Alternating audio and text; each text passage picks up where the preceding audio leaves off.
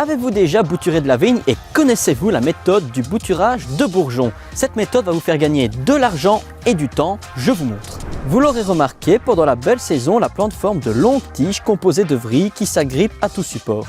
Pour avoir des fruits, on doit intervenir en taillant les longues tiges. À l'automne, les feuilles tombent et les tiges repoussent parfois en fin de saison. C'est bien ça, mais quand est-ce qu'il nous apprend à faire du vin, le gamin?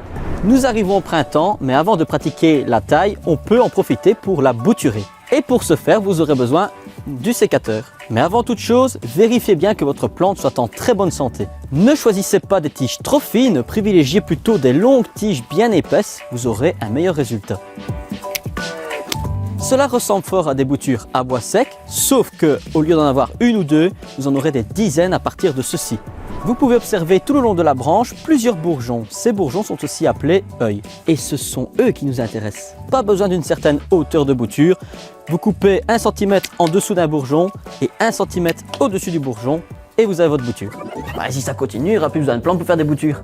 Et voilà, vous avez quelque chose qui ressemble à du broyat.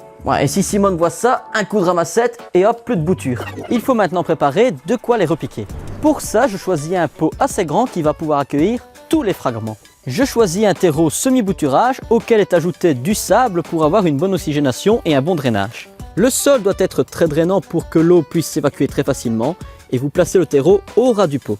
Arrosez exceptionnellement avant la plantation, vous allez comprendre pourquoi, mais avant toute chose, vérifiez bien que l'eau s'écoule en dessous du pot.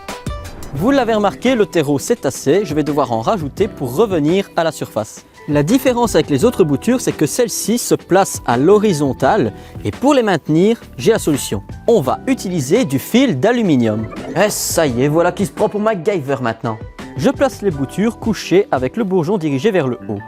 Voilà pourquoi je laisse 1 cm de chaque côté du bourgeon, d'abord pour ne pas l'endommager, mais aussi pour pouvoir y poser les morceaux d'aluminium qui vont maintenir la bouture en place. Voilà, vous avez maintenant terminé le travail, il n'y a plus qu'à patienter, vous les placez dans un endroit pas trop exposé à la pluie, vous pouvez les laisser à l'extérieur ou en serre froide. D'ici quelques semaines à quelques mois, vous aurez de nouvelles pousses qui vont apparaître et d'ici l'année prochaine, vous pourrez les diviser et les replanter au jardin. Et voilà comment multiplier très facilement la vigne. Si vous voulez d'autres conseils, n'hésitez pas à nous rejoindre sur la plateforme Ovio.